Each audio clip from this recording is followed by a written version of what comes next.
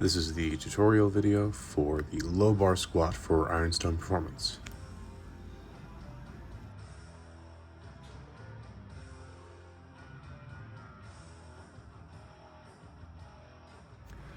The major feature of the low bar is the bar position compared to the high bar back squat.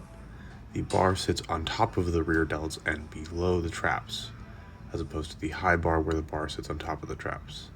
So as you can see here, the bar is sitting on top of my rear delts, below my traps. My grip is as narrow as my shoulder mobility allows, bringing my shoulder blades back and my elbows to the wall behind me, creating a strong, stable surface for that bar to sit on. For comparison, this is the high bar position where the bar is sitting on top of the traps. That is a different squat. And then this is the low bar position with the bar sitting on top of the rear delts below the traps. One more time from a little bit different angle. This is the low bar position, and this is the high bar position.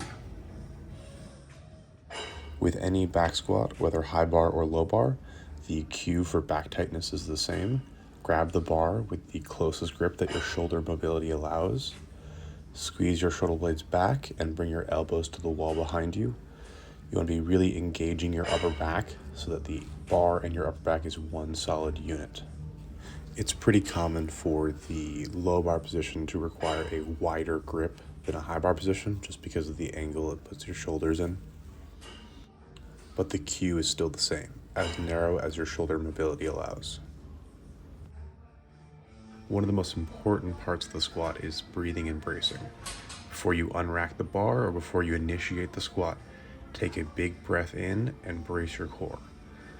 What that looks like is you breathe in with a belly breath, so you're expanding your belly, not just lifting your chest. You close your throat, but you forcefully exhale as hard as you can. So no air is actually escaping, but you're forcefully exhaling as hard as you can, pushing your abdominals out, creating a really rigid surface, protecting your back and helping you lift the heaviest weight possible. As you can see here, I am belly breathing, my hand is moving in and out. That is the way you want to do this. Go ahead and try this along at home right now. Move your hand with it. You don't want to be arched so your ribs are brought up or you're too far flexed forward. You want to be in a neutral spine with a brace position. You want to make sure you're engaging your core all the way around, 360 degrees of bracing. So in the front, in the side, in the low back, all the way around. Someone should poke you, it should feel rock hard. The squat is initiated by spreading the floor. Imagine you're standing on a large sheet of paper and you are trying to tear it down the middle. You'd be tensioning through the floor, pushing your feet apart without actually moving your feet. Your knees and hips will bend.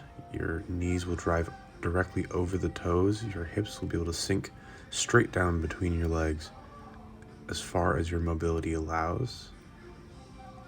And you will drive back up. Throughout the movement, you want to keep your head as tall as you can, not dipping your chest forward, but keeping your head tall on the way down, the eccentric portion, and on the way up, the concentric portion.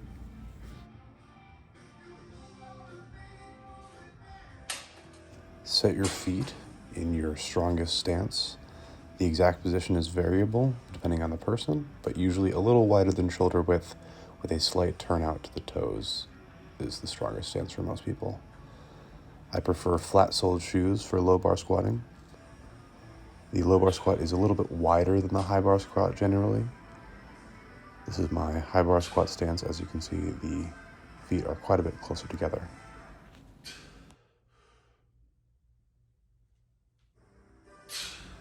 In all squatting, you want to keep your torso as upright as possible, pulling your head to the ceiling, but a low bar squat is likely going to be somewhat more bent over, so more torso lean than a high bar squat is. For comparison, here's a low bar squat to a high bar squat. As you can see, I'm much more upright, much more straight up and down when I'm squatting. Squats should be performed as deep as your mobility allows. If you are a competitive powerlifter or would one day like to compete in powerlifting, the threshold is a little bit more strict than that. The crease of your hip must pass below the top of the knee. I'm going to go over a few errors I commonly see in the squat. First is letting your chest and head fall on the way up.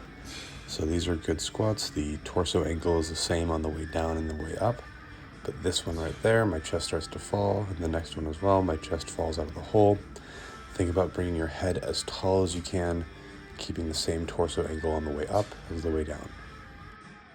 The next error is on the descent or the eccentric portion of the squat. You want to have a controlled start of the eccentric and then a slight acceleration while maintaining tightness in the core and the hips like that.